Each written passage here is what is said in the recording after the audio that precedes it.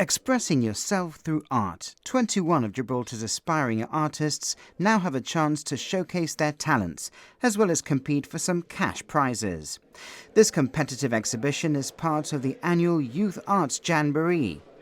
Minister for Culture, Christian Santos, officially opened the exhibition and encouraged not only the young artists' parents, but the artists themselves to continue to express themselves through their art.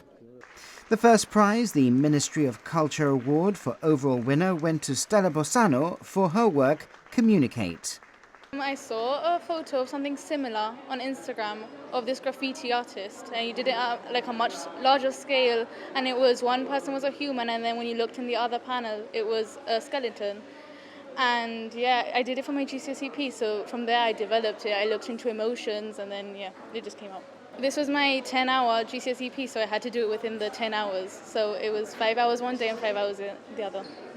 Second prize, the Aquajib Award, went to Julian Emmanuel Herrada for La Calle Real de Siempre. There were two Kishan Alwani Foundation Awards, one for school years 9 to 11, which went to Oscar Dalmedo for Fingers Like Curtains, and the other for school years 12 to 13, which went to Amy Linares for Torn Innocence.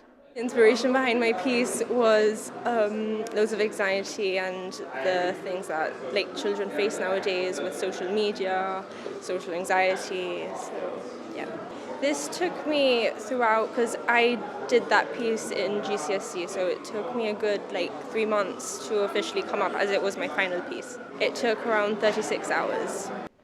The Art Society Sculpture Award went to Sarah Cavilla Latin for The Lamb. So my piece was actually part of a larger project about isolation and isolation within society, but I wanted to keep the piece more on the ambiguous side so that obviously people can interpret it however they want.